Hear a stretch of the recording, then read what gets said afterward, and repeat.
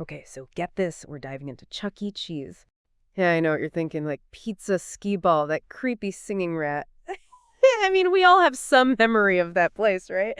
But behind all those flashing lights and sticky floors, there's this whole story of like business ambition and fierce rivalries and, all the financial turmoil that eventually led to them filing for bankruptcy recently. Yeah. So when we were prepping for this, what surprised you the most about this whole Chuck E. Cheese thing? Honestly, it was the Atari connection. Like, I had no idea that Chuck E. Cheese was actually like the brainchild of Nolan Bushnell, the guy who pretty much launched the entire video games industry. Apparently, he saw how much money arcades were making, off of all of his Atari games, and thought, hey, why not create a whole experience, you know, built around this? So it wasn't just like some random pizza guy who decided to throw in some arcade games. No, not at all. This was totally strategic. Bushnell saw a market and just went for it. He envisioned this place where families could eat, play games, be entertained, all under one roof. And to make it even wilder, he decided to throw in animatronic animals too. Okay, so I have to ask, why a rat? Out of all the animals in the kingdom, why a singing pizza-loving rat? Well, believe it or not, it was kind of an accident. The story goes that Bushnell actually wanted to use a coyote mascot, but the costume that they ordered ended up being a rat. No way. So he just rolled with it. Yeah, he just went with it, and it worked. That first Chuck E. Cheese location was a huge hit. They had lines out the door, and pretty soon they were expanding like crazy, opening new locations, signing franchise deals. Sounds like they were on a roll, but I'm guessing that rapid expansion maybe came with some downsides? Oh, absolutely. They started making some, questionable choices about location. And then, wouldn't you know it, that coincided with the whole video game crash of 1983. Talk about bad timing. Ouch. A company built around video games getting hit by a video game crash? That had to hurt. It was a major blow. Chuck E. Cheese actually ended up filing for bankruptcy. But here's where things get really interesting. Their main rival at the time, a company called ShowBiz Pizza Place, actually swooped in and bought them out. Hold on, it's like the understudy taking over the lead role. Exactly. And that's how they operated for a while with these two brands kind of under one umbrella. Then in the early 90s, they consolidated everything under the Chuck E. Cheese name. So Chuck E. Cheese survived its first brush with disaster. But I'm guessing that wasn't the end of their troubles. You're right. Fast forward to 2014, Chuck E. Cheese gets acquired by a private equity firm for almost $1 billion. And that is where things start to get really complicated. Okay, let's unpack this. $1 billion buyout, that sounds impressive. But something tells me there's more to the story. Oh, there's always more to this story. This acquisition loaded the company up with a massive amount of debt, which ultimately became a major burden. So even though they were bringing in money from their business, they were also drowning in debt payments. Exactly. It's like trying to run a marathon with a giant weight strapped to your back. You might be making progress, but that weight is slowing you down every step of the way. And this is all happening while they're trying to adapt to changing consumer tastes and, rising costs. I can see how this is setting them up for a fall. It's a classic recipe for trouble. You've got mounting debt, increasing expenses, and a business model that needs some serious updating. And then just to add fuel to the fire. The pandemic hits, the ultimate knockout punch for a company already on the ropes. Right. The forced closures devastated their cash flow. No birthday parties, no arcade games, no pizza buffets. It all just came to a screeching halt. And that, unfortunately, is what pushed them over the edge into bankruptcy. So we've got this company, right, born from the mind of a video game pioneer, goes through bankruptcy, gets bought out by a rival, and then ends up saddled with this mountain of debt. It's like a business thriller with pizza and singing rats. Yeah, it really is a wild ride. And we haven't even touched on some of the more fascinating details from those early days.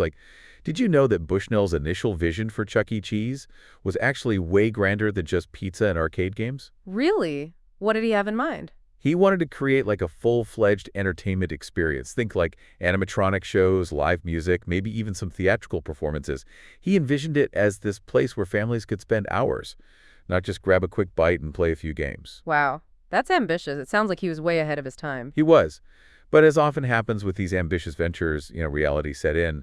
The costs of maintaining all those elaborate shows and performances, it just proved to be too high, especially as the company was rapidly expanding. So they had to scale back the vision and focus on those core elements, pizza games, and of course Chuck E. himself. Exactly. And even with that scale-back model, they still faced plenty of challenges. Remember that whole rivalry with ShowBiz Pizza Place? That competition was intense. Oh, yeah, you mentioned that earlier. What were those two companies like? Were they pretty similar? They were very similar, almost to the point of being identical twins. They both had those animatronic animal bands, pizza buffets, arcade games. They even targeted the same demographic families with young children. It's kind of funny to imagine these two pizza chains each with their own, like, wacky animal bands, locked in this fierce battle for market dominance. Yeah, it was a total pizza and arcade arms race. Each company was constantly trying to one-up the other with new attractions, menu items, promotional deals. I bet that kept things interesting for customers. Did all that competition ultimately benefit them or just make things more chaotic? That's a good question. On the one hand, that competition probably led to more innovation and better deals for customers. But on the other hand, it also probably fueled that rapid expansion we talked about earlier, which, as we know, contributed to some of their financial troubles down the line. Yeah, it seems like a classic case of too much of a good thing. Speaking of too much, let's circle back to that billion-dollar acquisition in 2014. What was the thinking behind that? Why did this private equity firm decide to buy Chuck E. Cheese? Well, private equity firms are always looking for businesses they believe they can improve and then sell for a profit. And in the case of Chuck E. Cheese, they probably saw a brand with like strong name recognition and a pretty loyal customer base, even if it was facing some challenges. So they figured they could come in, shake things up, and make a quick buck. That's often the strategy. They might have seen opportunities to like streamline operations, cut costs, or maybe update the brand to appeal to a wider audience. And to do that, they loaded the company up with debt. Exactly. It's a really common practice in those private equity buyouts. They often use what's called a leveraged buyout strategy, which means they use a lot of borrowed money to finance the acquisition. I see. So they buy the company with borrowed money, and then the company itself is responsible for paying back that debt. That sounds risky. It could be very risky. It's like taking out a huge mortgage on your house. You might be able to make the payments if everything goes well, but if you hit a rough patch, you could be in serious trouble. And in the case of Chuck E. Cheese, they hit a very rough patch in the form of a global pandemic. Right. The pandemic was a major blow to businesses across the board. But for a company already struggling under a mountain of debt, it was a disaster. Yeah, it's almost tragic. This company that brought so much joy to generations of children ends up being brought down by factors completely outside of their control. It really does highlight the vulnerability of even the most established brands in the face of unforeseen events. So what happens now? Can Chuck E. Cheese recover from this second bankruptcy? That's the million-dollar question, isn't it? And I'm guessing you have some insights on that? Let's explore that in the next part of our deep dive. We'll look at the current state of the company and examine what it might take for them to stage a comeback. So Chuck E. Cheese is facing bankruptcy again, this time in the wake of a global pandemic. It's a tough spot to be in. What does the road ahead look like for them? Well, bankruptcy doesn't always mean the end of the road. Think of it like hitting the reset button. It gives them a chance to restructure their finances and try to emerge as like a leaner, more adaptable company. So it's like a financial timeout, a chance to regroup and come up with a new game plan. Exactly. In this case, Chuck E. Cheese used the bankruptcy process to renegotiate leases, reduce debt. They even closed some underperforming locations. They basically shed a lot of the weight that was dragging them down. Okay, that makes sense. But shedding weight is only part of the equation, right? They also need a way to generate revenue and attract customers, especially in a post-pandemic world. You're absolutely right. And they've been making moves on that front as well. They've been experimenting with new concepts like those delivery-only kitchens, which allows them to reach customers who might not be comfortable visiting a physical location just yet. That's interesting. So they're adapting to changing consumer habits and exploring new ways to bring in revenue. What else are they doing to stay relevant? They're also focusing on like enhancing the in-person experience.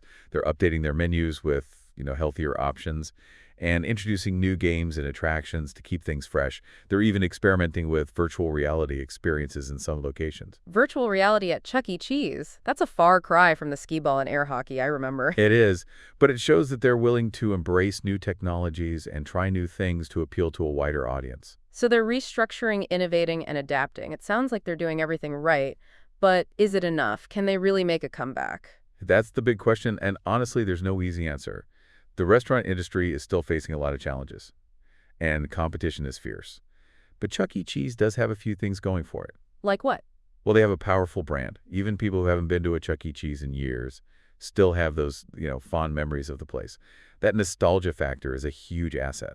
Yeah, I have to admit, I get a little nostalgic just thinking about those animatronic bands and that cheesy pizza. Exactly, and they're tapping into that nostalgia while also trying to modernize the experience. If you can strike the right balance, they might just be able to carve out a niche for themselves in that ever-evolving entertainment landscape. It sounds like they're walking a tightrope. They need to hold on to the elements that made them successful in the past, while also embracing change and innovation. It's a delicate dance. But hey, if a singing rat can survive bankruptcy twice and still be kicking, anything is possible, right? I guess you're right. There's something to be said for resilience. So what's the final verdict? Do you think Chuck E. Cheese has a future? I'm cautiously optimistic. They're making some smart moves, and they're definitely showing a willingness to adapt. But ultimately, their success is going to depend on whether they can win back customers and convince them that Chuck E. Cheese is still like a relevant and enjoyable destination. Well, I guess only time will tell. But it's been fascinating to explore the journey of this iconic brand, from its Atari origins to its financial roller coaster ride. It's a reminder that even in the world of business, where numbers and strategies reign supreme, there's always that element of human emotion and nostalgia at play. Well said. And for all of you listening out there, I'd love to hear your thought. What are your memories of Chuck E. Cheese? Do you think this brand has a future? Share your perspectives in the comments below. And until next time, keep exploring, keep learning, and keep diving deep. As always, subscribe to our channel, like this video, and comment below. Yeah, leave us your thoughts. Let us know what you think. And don't forget to check out the links in the description. You might find some useful stuff there. We'll see you in the next episode.